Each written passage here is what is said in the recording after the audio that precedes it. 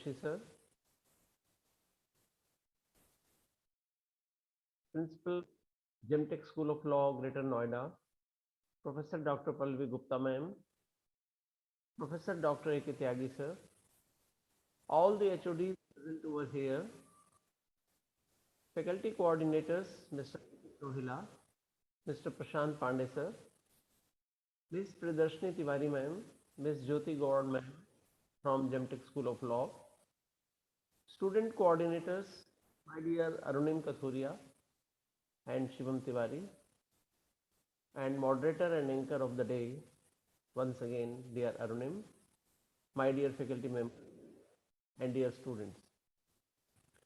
I, Dr. N.K. Bahel, Professor of Law at Gemtech School of Law, Noida, District Gautam Buddha Nagar, UP, on behalf of Gemtech family, on my own behalf, heartily welcome Advocate Ajay Garg sir to Gemtech School of Law. Dear students, Ajay Garg sir is a graduate in political science. He did his LLB from prestigious Campus Law Center, University of Delhi, and he was enrolled as an advocate on 8 August 1996. Sir is the proprietor of law firm Garg and Garg Advocates, which is a firm of practicing advocates. Sir has now put in more than 25 years of practice on constitutional, civil, criminal and commercial law side. Garg sir is practicing in Delhi High Court and Apex Court. Sir has argued matters of national importance before benches of the Supreme Court. Garg sir is an expert in legal drafting as a promising lawyer, and he has participated in several seminars, workshops, conferences, and webinars. Sir was a chairman and speaker at the National Conference on Medical Informatics at Ahmedabad way back in January 2004. Garg sir is regularly invited by the Legal Academy of the BSF for addressing their senior officers on matters relating to criminal law, Evidence Act, and cyber laws, etc. Garg sir has keen interest in providing legal aid to the downtrodden sections of society, and sir is committed to provide easy access to justice to the masses. Students, now the Legal Services Authority Act 1987 has been enacted by the Parliament, and the important provision of this act is that if you get your case decided through Lok Adalat, then as plaintiff you are entitled to a refund of the paid court fees. In the same direction, Garg sir is the managing trustee of Radhey Krishna Legal Aid Foundation, which has been providing free legal aid and support to hundreds of poor, needy, deprived, old-aged women and disabled persons, irrespective of their caste, creed, or religion. This NGO is providing free legal aid to the poor and needy, especially in Tihar Jail, Rohini Jail, and Mongoli Jail. Garg sir is thus the champion and ambassador for mitigating inequality in our country. We once again welcome you, sir, and we are thankful to you for accepting our invitation and sparing your valuable time for our students. And it's my privilege to welcome you, sir. We are really delighted to welcome you, sir. And at the same time, we are happy to know, dear students, that Garg sir has a keen interest in academics, and he has contributed various articles which have been published in various journals and magazines. We once again welcome you, sir, to Gemtech School of Law, Greater Noida, and we will invite you to our campus once this pandemic of COVID-19 is totally over. We thank you so much for accepting our invitation. My dear students, sir is our chief guest for today, and he will be speaking on importance of legal aid for law students for the benefit of our students and faculty members. Dear students, the relationship between legal aid and our students is very interesting in today's contemporary world, and you will be greatly benefited by today's deliberations. Today, you will definitely learn the niceties and intricacies of legal aid as a tool for mitigating litigation inequality. Sir, our students and faculty members are very and eager to listen you on today's interesting topic. You are again welcome to the family of Jins. Over to moderator Armin Kakuria, please. Thank you so much, Dale, sir, for your kind words. So now I would like to invite our HOD ma'am, Professor Dr. Pallavi Gupta ma'am, for embracing us with the words of wisdom. Ma'am. Thank you, Arami, for inviting me. With the blessing of our Honorable Chairman, Sir, Dr. Amit Gupta, Campus Director, Professor RKLAF, we are happy to share that we are conducting this guest lecture online for the law students, dear faculty member, and dear students or the coordinator. On behalf of this coordinator, I once again welcome Advocate Ajay Garg. And with respect to importance of legal aid for the law students, as after several case laws, Husainara Khatun, Sulibatra case, number of the case, it was constitutionally recognized in 1977 under Article 39 to provide legal aid if people are not able to get it because of economic disparity or others. The important thing is here that why legal aid is important for the law students. As once the student join law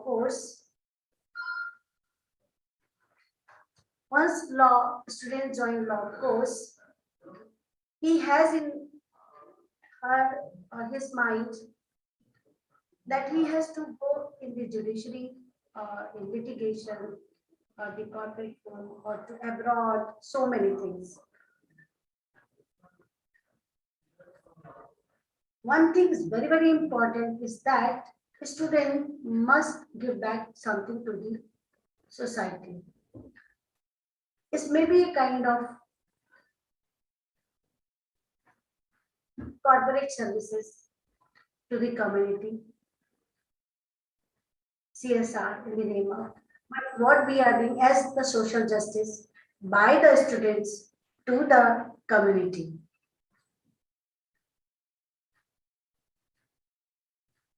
So constitutionally, in the Indian Constitution, it is recognized that law it has to be made in this respect. Size draft is elected by Parliament in 1987. Dalsa through School of Law, students have to create the society. So we have today Advocate Ajay Garg to motivate the students or to aware the students how legal aid is important for them. So with this, once again, I welcome Advocate Ajay Garg. Now my back to Aruni. Thank you so much, ma'am, for your kind words. Now let's talk about Advocate Ajay Garg, sir. Advocate Ajay Garg, sir, has 25 years of experience as practicing advocate and have conducted and appeared independently in different types of matters relating to constitutional, civil, criminal, commercial laws, etc., mainly in the Supreme Court of India and Delhi High Court, as well as other high courts, and have also been giving consultancy regarding those matters. He have been vetting and reviewing contracts, agreements, giving legal opinions and other legal documents with respect to all legal practicing areas. He has argued it is for national importance and important questions of law before the constitutional five-judge bench before the Honorable Apex Court, such as Mukesh Singh versus State Narcotic Branch of India, SLP Criminal Diary, And sir has been a legal retainer and have been providing legal support to number of foreign missions from Middle East in like Royal Embassy of Saudi Arabia, New Delhi, and Embassy of UAE as well as Kuwait, and foreign nationals, corporate houses, industries of various streams. Now let's talk about Radhe Krishna Legal Aid Foundation. Sir is the managing trustee and managing trustee of the Radhe Krishna Legal Aid Foundation, which has been providing free legal aid and support to hundreds of poor, needy, and deprived, all old age women and children, and disabled people belonging to all religions, caste, creed, etc. every year. RKLAF has rare distinction of being permitted by the Director General of Delhi Prison to provide free legal aid services to the poor and needy inmates and do their matters in pro bono basis, including Delhi Central Jail, Tihar Jail, Rohini, and Mandoli jails. Sir has conducted several important matters before the Honorable Supreme Court and Delhi High Court on free legal aid pro bono basis. Now, sir, I would like to invite you to enlighten us with your kind words. Sir, over to you. Am I audible? Good morning, Yes, sir, everyone. you're audible, sir. Good morning, sir. Good morning, everyone, and thanks to all the directors, honors, distinguished faculty members, and the host, not only for my generous introduction, but also for giving me the opportunity to speak on this forum. Well, friends, I'm not going to give any lecture on the concept of the legal aid and about its origin and development, since all these information is already in the public domain and all of you must be aware about it. Your teachers must have already given you, because I think most of you belong to the Legal Aid Society, so that the must have already given you a good idea about how this legal aid concept came into picture. What I'm going to speak today is my own personal experience during this short journey of my works in free legal aid, and how and why all of you should be taking up the legal very passionately. Friends, I established my NGO, Radhe Krishna Legal Aid Foundation, in the year 2016, after the demise of my mother, and it is named after my parents. It was founded to provide free legal aid to poor, needy, and weaker sections of the society. At the time when this NGO was started, I had completed almost 20 years in my profession as a lawyer, practicing in Supreme Court and High Court, both at the appellate and original sides. During these 20 years in court practice, I realized that the fight for justice in our country is not only time consuming, but also costly affair. The courts in India are flooded with cases, and the lawyers, they are busy, in squeezing their clients' pockets. I don't know whether I should say it or not. Many lawyers will not be happy with this phrase, but this is a fact. In this environment, it is not possible for a common man to even knock the doors of the court, leave getting justice. Every day, I used to see the privileged section of the society getting all the reliefs, unprivileged class getting denied of the rights and reliefs, mainly incompetent legal assistance or no legal assistance, and mainly because their paying capacity is limited. Now, I used to observe that the hardened criminals in very heinous crimes were getting acquitted due to the lapses in the investigation by the police. And everyone was talking about the rights of the accused, and nobody literally cared about the rights of the victim or compensating the victim. I'm talking about 20 years back.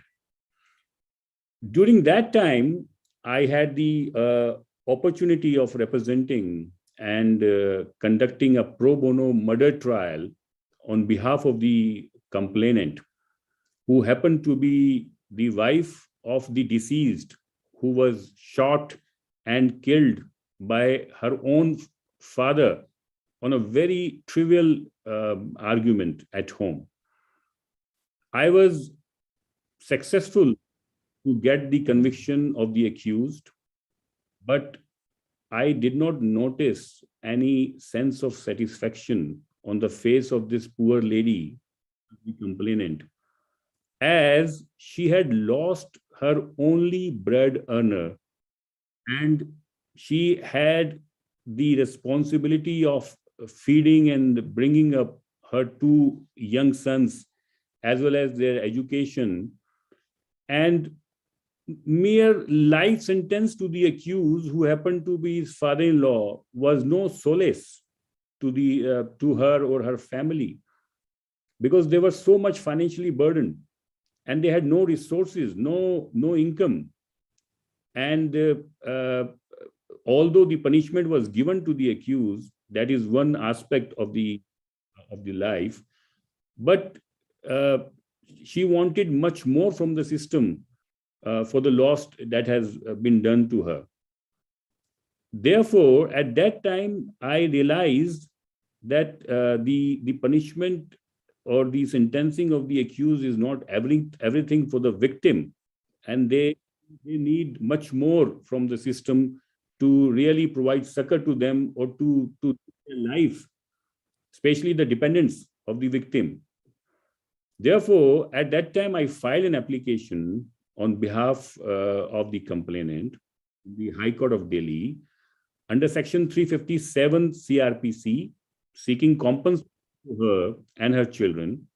And the High Court, vide a reported judgment at that time in Shishram versus State in 2014, was pleased to grant compensation to her and gave her lifetime rights to live in the property of the accused and receive the rent from the other properties of the accused as a compensation for the wrong done by the accused, who happened to be her father-in-law.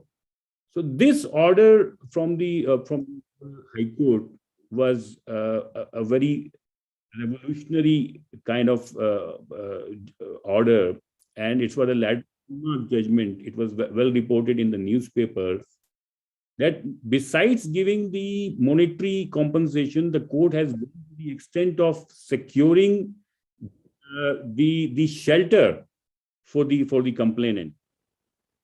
This matter gave me immense satisfaction, and lots of heartfelt blessings were given to me and my family from the complainant and her family. Now, these kind of blessings for a selfless help are priceless, and you don't get it from a paid client. I mean, in our profession, it is said that that if you win the case, the client always believes that he had a good merit in the case, so he has won. And if the case is lost, he feels the lawyer was incompetent, so therefore he could not win the case. So nobody gives any credit for any special efforts or for any special knowledge put by the lawyers. I'm talking in general sense, I mean, not in particular. So, but where you, put all your energies for a selfless help, you get those blessings, which ultimately affects your heart and change your life.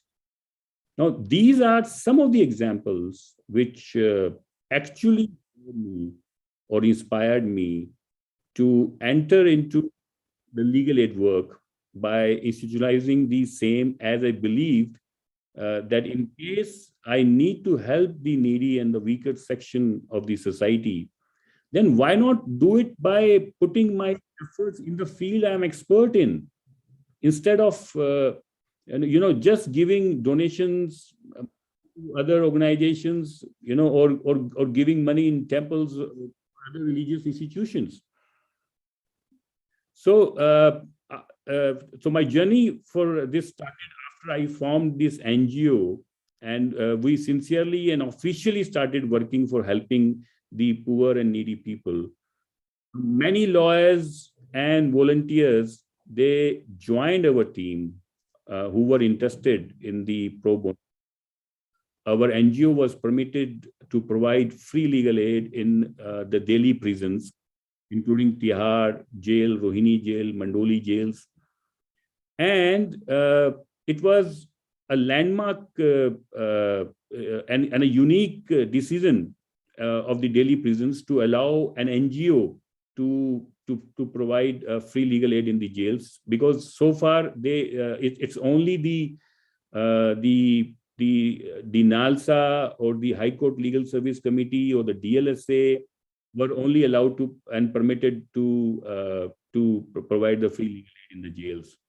And surprisingly, I found out that there were no other NGOs and maybe a couple of public spirited lawyers who were just visiting the jails and meeting the inmates. Besides that, there was nobody to help them except the government agencies. So during my visit to the jails, I got the opportunity of meeting the prisoners from different sections of the society, and they had their own tell me. And when you hear them patiently, you get to know the ground realities of our society and why people indulge into criminal activities.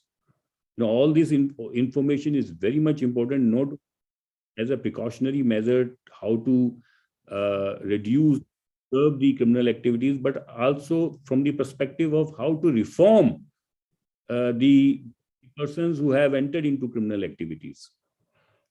So there I got the opportunity to conduct diverse matters pertaining to different type of offenses relating to Indian Penal Code, and also other acts like NDPS, MACOCA, UAPA, and many other kind of similar matters.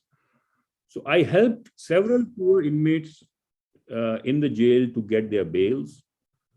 At that time, amendment was made in CRPC, which stated that you completed half of your sentence, then you can be given the bail. So we filed based on that. Nobody in the jail was really bothering about it. So we drafted the bail applications, filed it in the courts, concerned court, and got them bail who completed more than half the sentence as an under trial.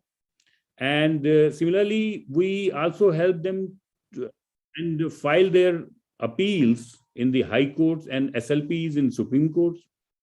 And during that time, I came across some matters which shook my conscience, especially in cases where the innocents are languishing in jails for years altogether without any proper legal representations in courts, and the right to speedy trial, which we have been hearing since we were a student in Husainara Khatun, many other cases.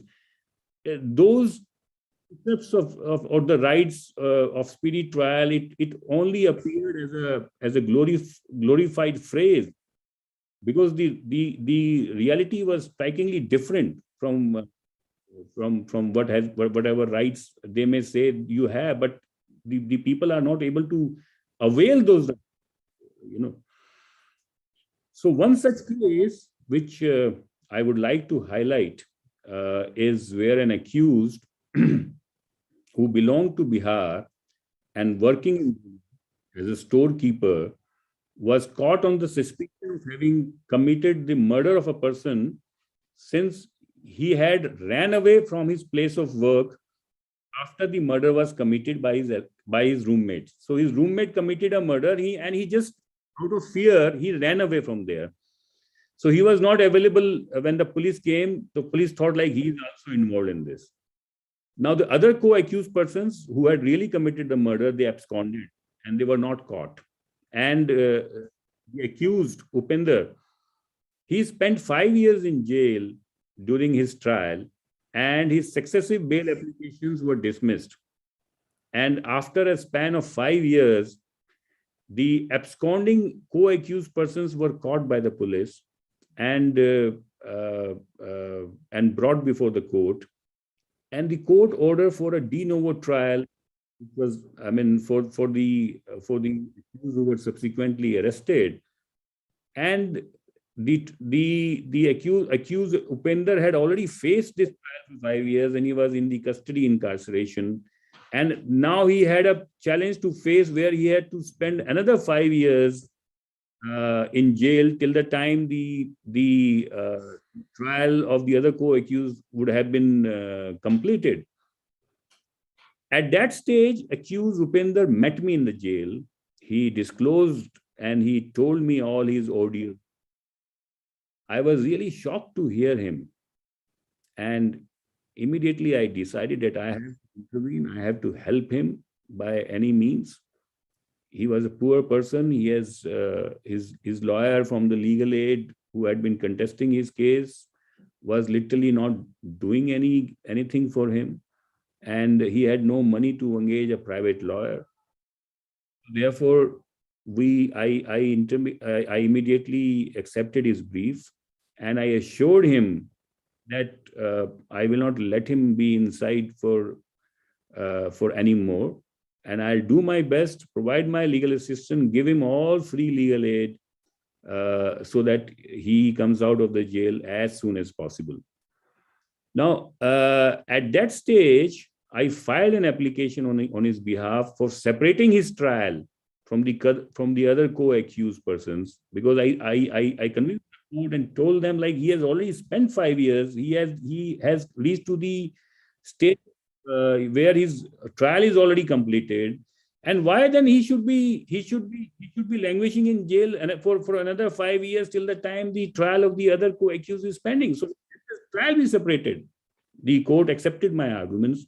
They separated his trial, and then I filed a bail application. I explained to the court that that there is no sufficient evidence on record to somehow connect him to the crime, and there is no material eyewitness who has seen him all this. So merely on the basis of suspicion, you cannot keep somebody in custody for such a long period of time. The court was convinced with my arguments and granted him bail. So he came out of the jail, and thereafter I didn't waste any more time. I got the matter put up for final arguments. I argued his case. The arguments went on for about 2 hours, 3 hours. And ultimately, the court was pleased to acquit the accused. Now, after five and a half years in jail, in such a kind of a situation, he was finally acquitted. And I have seen many more cases where even after 10 years, 12 years of jail, the court find them to be innocent and acquit them. Now, nobody can return those 5 years, 6 years, 10 years, 12 years to those accused persons. And unfortunately, at that stage, we really realized that, because the accused person told me, why didn't you meet me, initially at the very first stage? I would not have been inside, I would have been out, all these things. And I did not get the proper legal assistance or representation. But, this is life. And that is why it gives utmost satisfaction to help these kind of people. We also, receive people all over India, even sometimes abroad, those living outside, and they are seeking our legal aid and advice, for their different type of legal problems. And sometimes in their pending legal cases, where they feel that they are not being properly handled, or that they require free legal assistance. See, legal aid is not doing cases in the court. Its scope is quite wide, where you give consultation, where you listen to their cases, you tell them the remedy, You tell them, what is the best way of doing their, resolving their issues. It can be the alternate dispute. It can be mediation. It can be arbitration. It can be filing a petition, or in so many other ways, or sometimes merely just writing to the government in case they are denied their rights. This is all a part of the legal aid. So besides that, our organization has done extensive research on how to make the police investigation more effective and efficient, so that the conviction rate could be substantially increased. In our country, in many matters, most of the criminal matters, the conviction rate is pretty low. In some of the cases, the conviction rate is only 10, 15, 20%. And in some other cases, it is 25, 30%. So in rest of the other cases, the accused, he gets free. Even if he has committed the offense, he gets free, and because he takes undue benefit of the lapses during investigation. See, being a lawyer, we have been representing the accused, and it is not our duty. It is not our job to see whether he has done or he has not done. He has a right of legal representation, and we give that in the court and perform our duty. But sometimes, from the entire facts and circumstances, you come to know, and sometimes, and in some cases where they are criminals, so they have committed this crime, but due to the lapses in the investigation, we take the benefit and they get acquitted, and then again they happen to do the same thing, being emboldened by the fact that they have been acquitted by the court. So we pondered over this, to maintain the law and order, to maintain a healthy judicial administration. What we can do that these lapses are not, they happen in the investigation. Now, it was a very ticklish and complicated issue. The investigation is done by the police. The police, everybody knows, they have their own norms and way of thinking and doing. So why would they be in collaborating with us to find out the solution to resolve this issue? But in any case, we did our job as a organization working for the public cause. We framed a checklist of investigation in serious offenses to be followed meticulously by the investigator.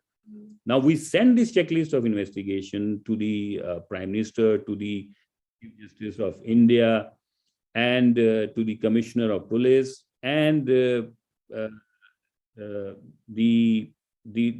police commissioner gave us at that time, and he invited us. He discussed with the organization how the investigation can be improved, how the lapses don't happen, which is generally left by the investigators.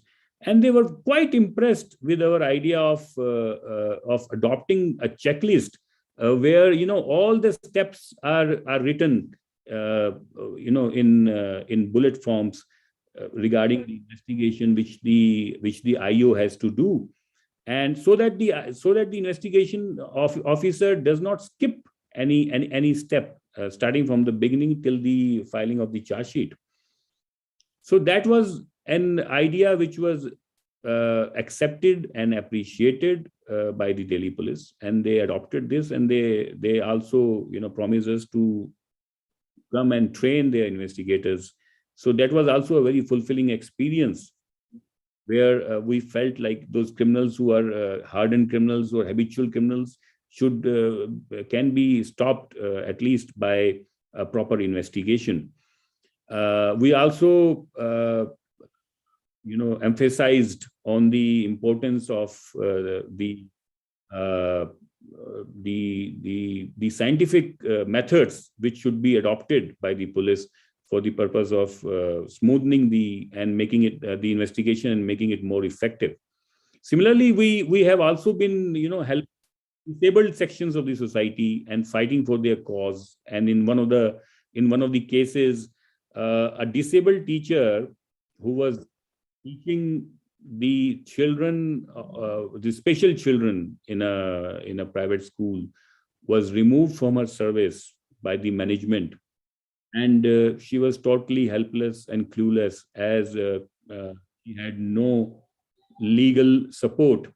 She came in touch with us, and after going through the website, she came in touch with us after going through the website of our NGO, and she discussed the entire case. We saw her papers. We decided to adopt her case, and we filed her case for reinstatement in a school and for compensation for the wrongs done by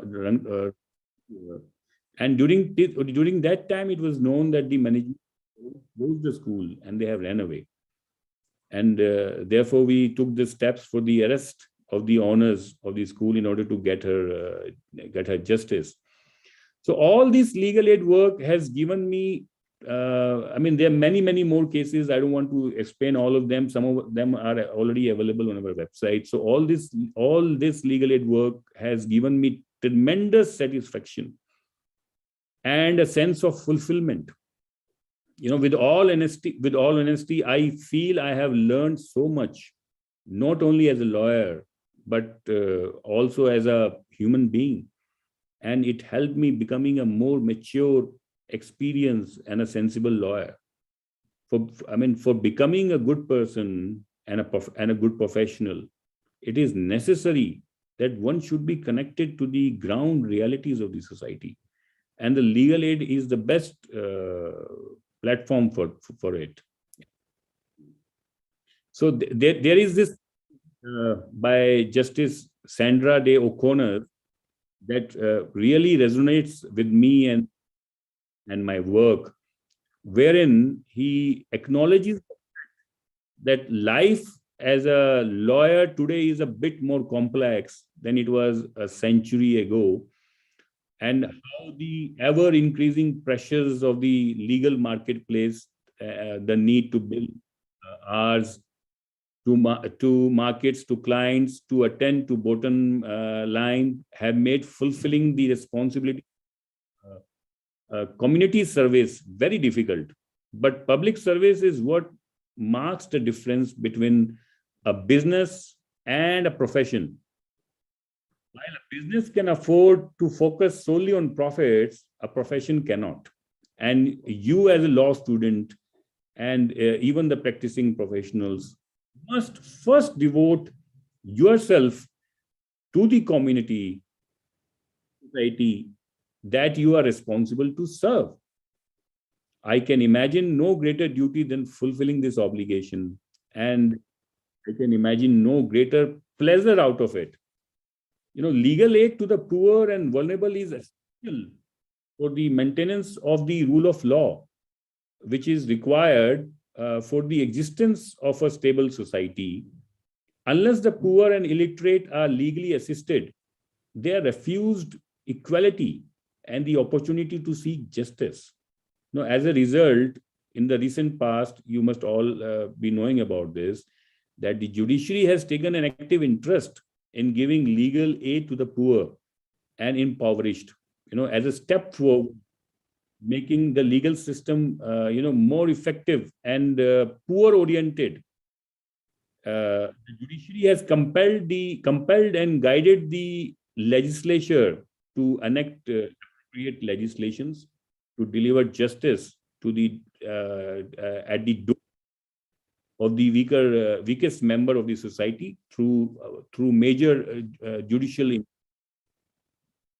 Public interest litigation is one such stellar example of how Indian judiciary has served as a forerunner in defending the Indian citizens' rights, particularly those of poor.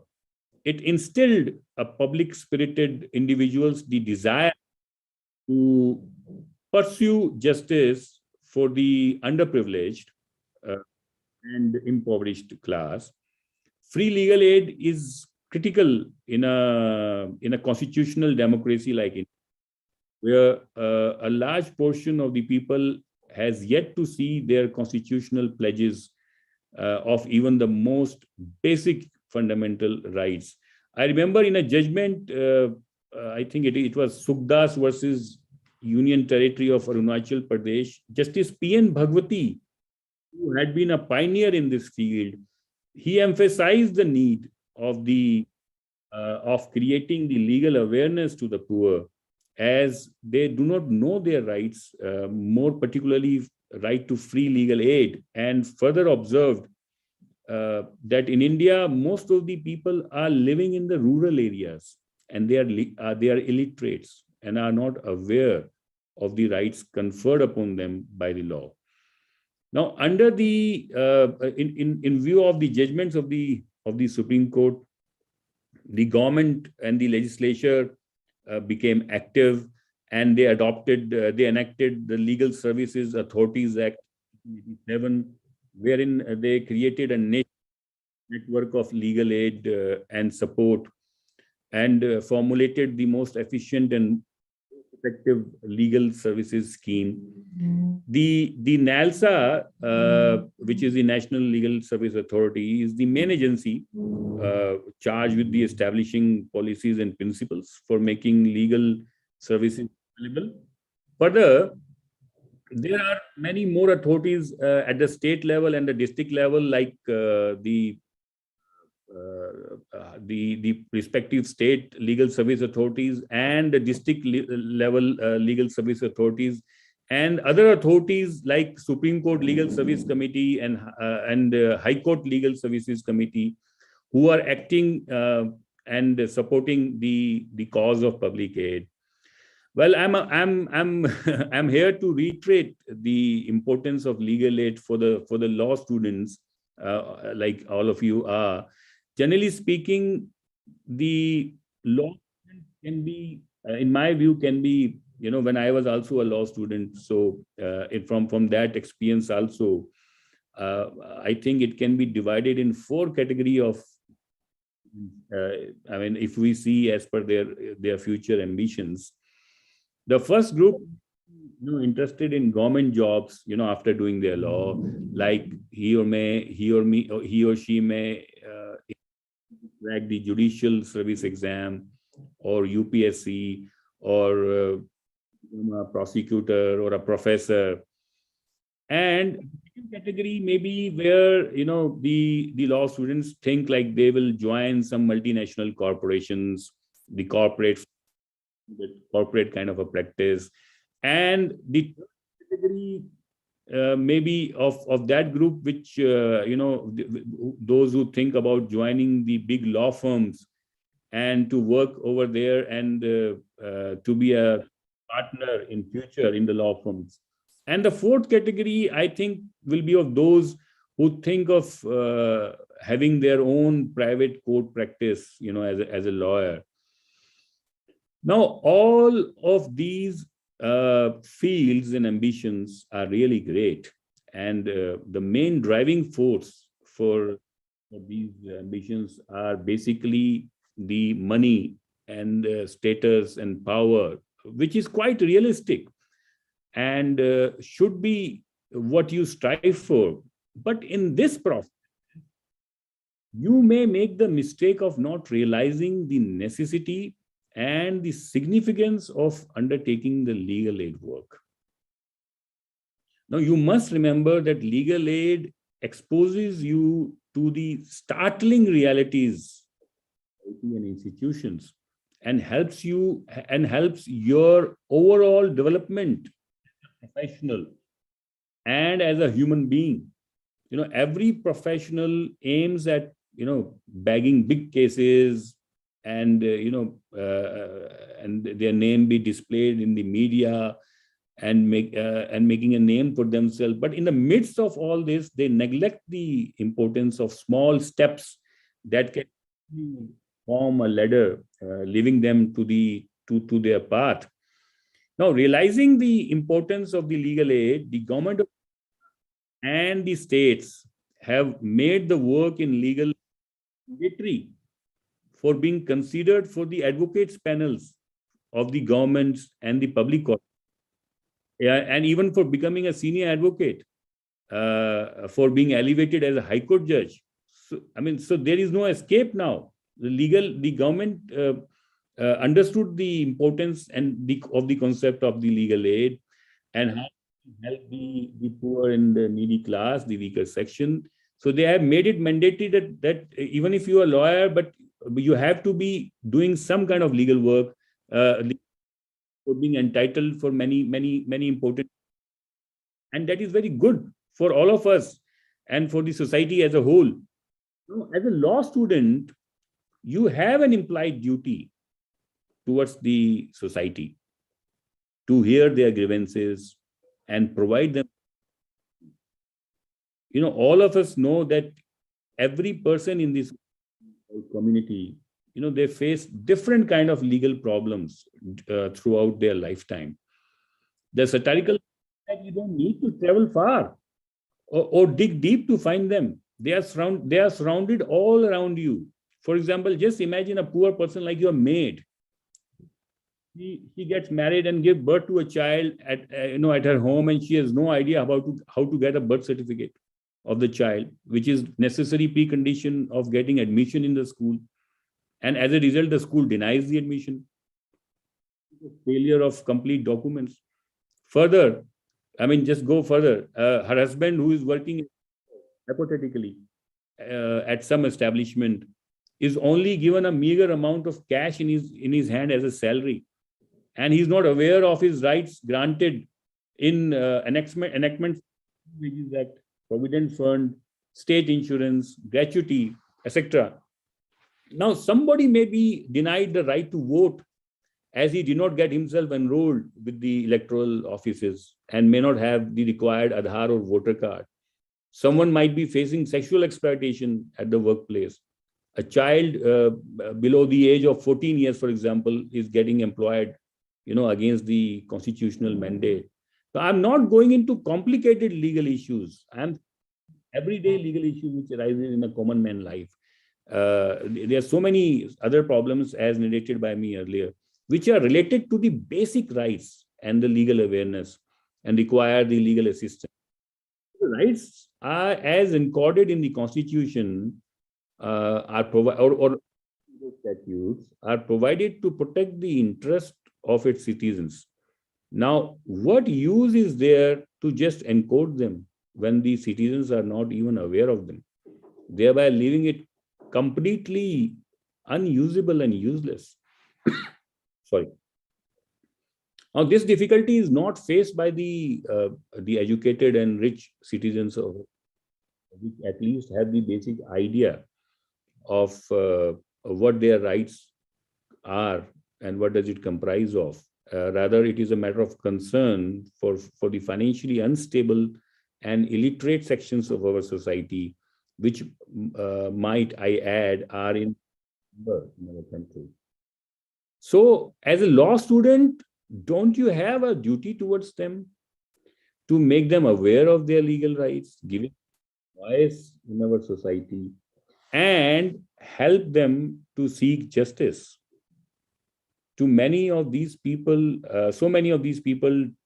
try to avoid legal assistance, and they are afraid of the hassle of the judicial proceedings, of huge amounts of sum charged from them by the independent lawyer, thereby being forced to somehow not seek the justice and continue to endure the malpractices thrown at them from various sectors, be it government, their workplace, their family members, etc. This is where your role is necessary. Now, you must be wondering that what role can you play in resolving the legal problems of a common man as a law student? You can start by being a paralegal volunteer. Now, what is a paralegal?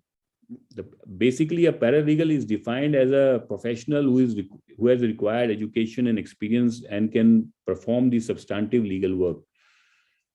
The National Legal Service Authority, they launched a paralegal voluntary scheme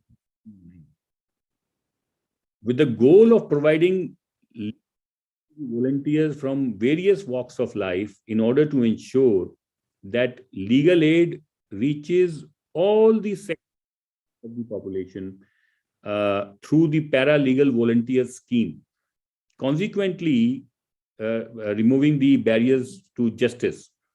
The paralegal volunteers are supposed to act as a go-betweens, bridging the gap between the general public and the legal service institutions in order to reduce the obstacle to justice. So in the end, the procedure intends for legal service institutions to reach out to individuals at their rather than people seeking them. So they would be their immediate neighborhood, those who are in need of such assistance, and with the basic knowledge of laws and other available welfare measures, so that a person who is unaware of his rights is not only made aware of his rights, also has the access to measures involving the implementation of such rights. So PLVs are anticipated to not only raise knowledge concerning laws and the legal system, but also to counsel and mediate trivial disagreements between the parties at the source, eliminating the affected parties the burden of having to travel all the way to the legal service authorities or the ADR centers, or even to a lok adalat.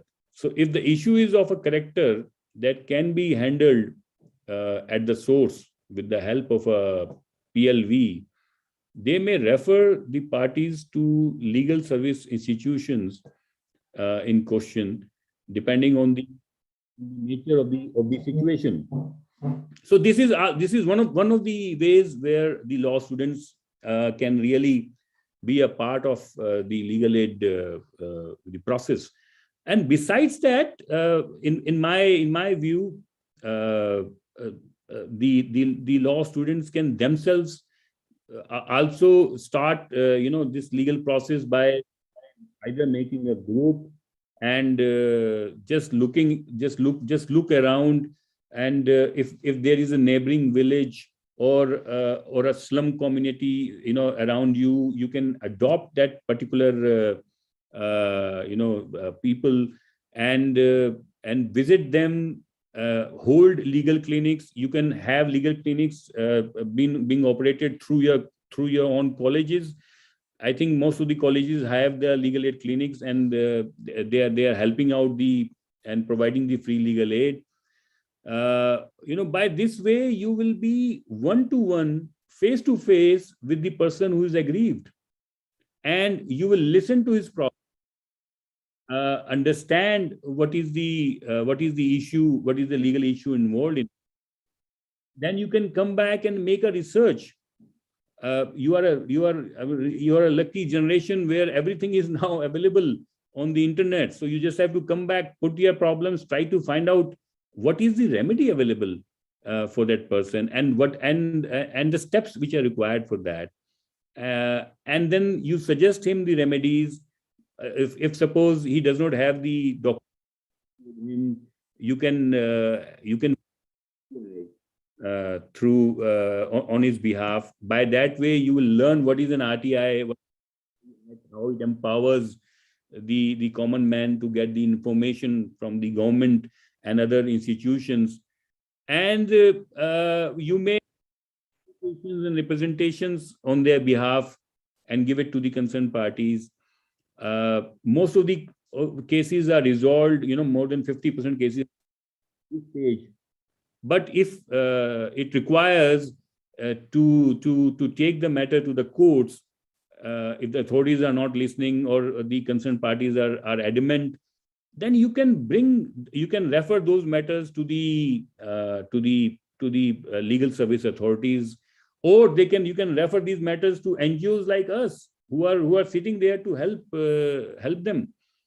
And by this way, you will be connected to the case.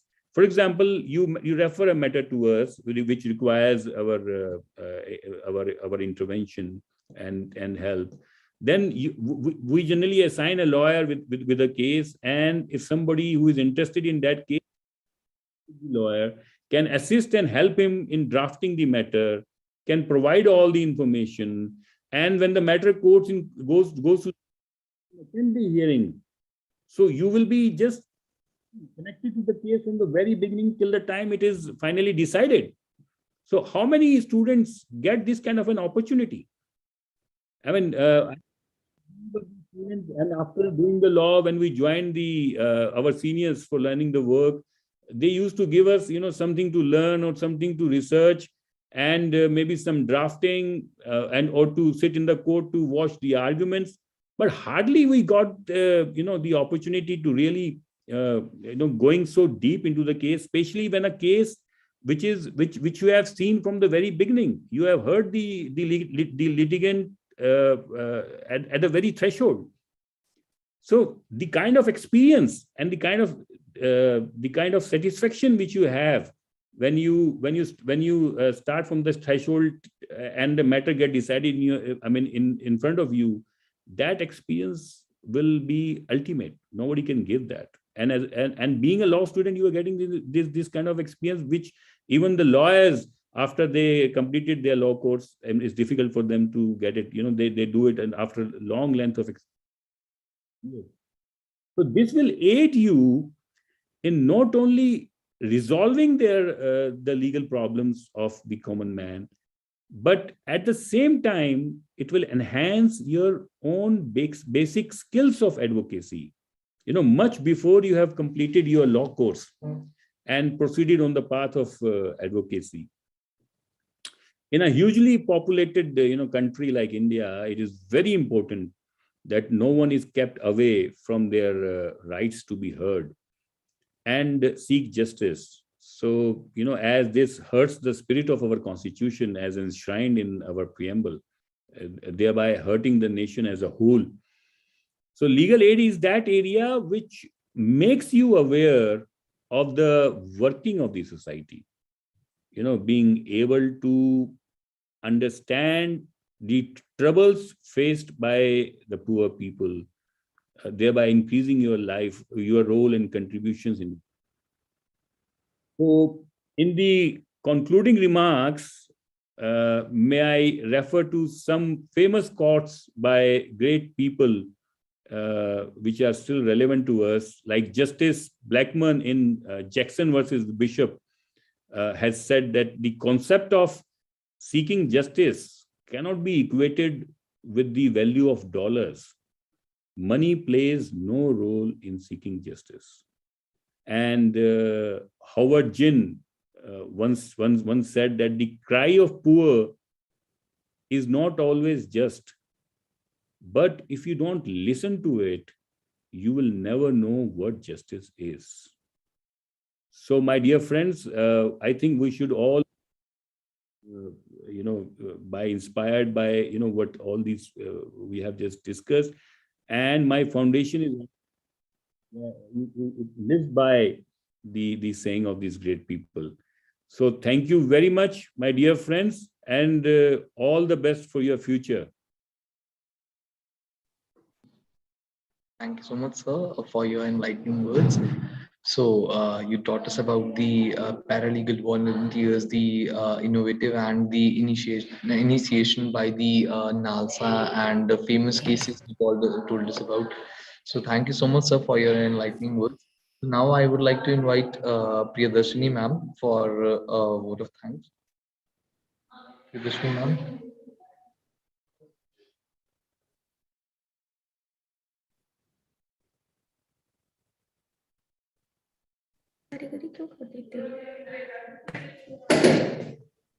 Arunim, we can also have an interactive session in case any participant is. Yes, sir. Wants to ask any question. So if anyone has any of the questions, could you please give it in the chat box? Any question or answer arises?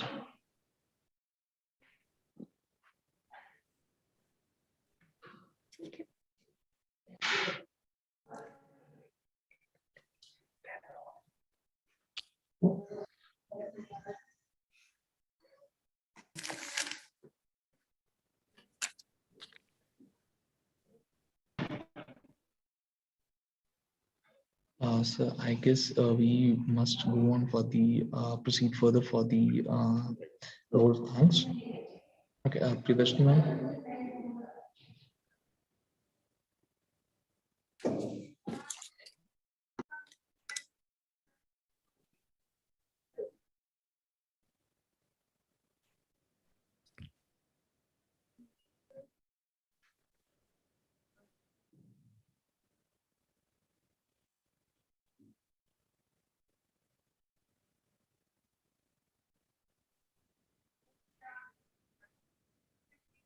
Okay, am I audible and visible, Arunim? Yes, ma'am, you're audible as well as visual as well. Okay. Thank you so much, Arunim. Uh, a very good afternoon to all of you present with us. I, Priyadarshini Tiwari, on behalf of GEMTech School of Law, feel privileged to extend my deep sense of gratitude to our esteemed speaker, Advocate Ajay Garg sir. Thank you, sir. Thank you for sparing your valuable time and being with us and enlightening us with such a wonderful knowledge. It was absolutely an informative session, sir. Thank you, sir. Thank you so much. In this series, I would further like to extend my vote of thanks to our Honorable Chairman, Dr. Amit Gupta, sir, our campus director, Dr. R.K. Raghuvanshi, sir.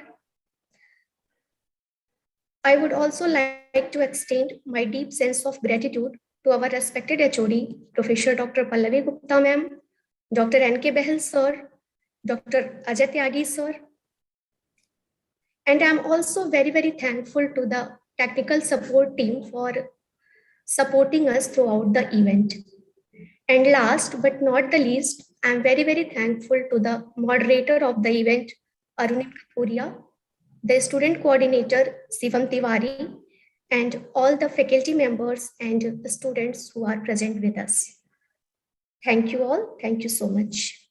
Thank you so much, ma'am. Over to you, Arunim. Thank you so much, ma'am. So now I am. So now I would request you all to kindly turn on your cameras for a group photograph.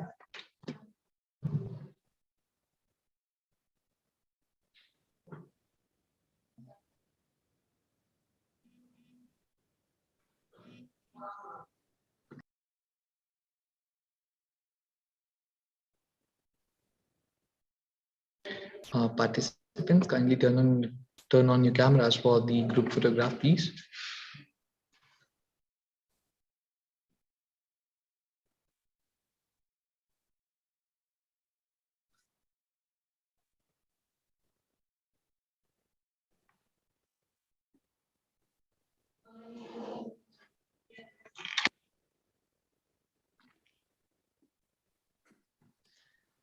Also, there's an important announcement for all the participants that a feedback form link has been circulated in your chat box. So kindly fill up the feedback form in order to receive your participation certificate, and your participation certificate would be delivered shortly within 2 days. So, Priyadarshini ma'am or Prashant sir, may we leave if the photograph has been taken?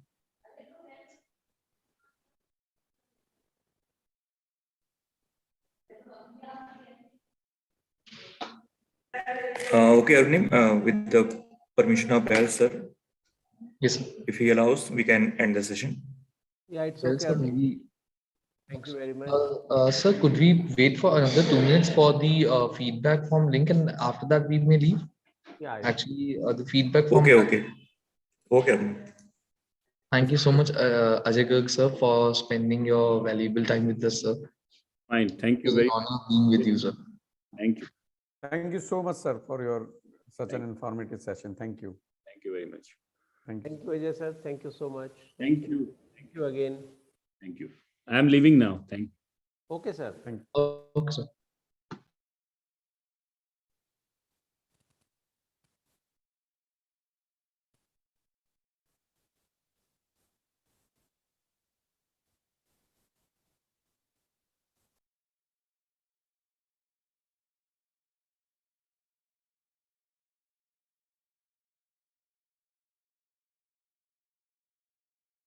More time will be scheduled.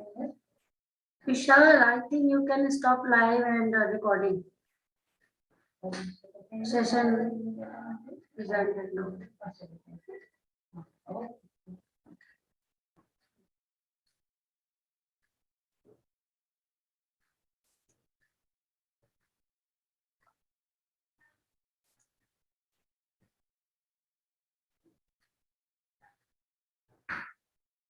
Vishal,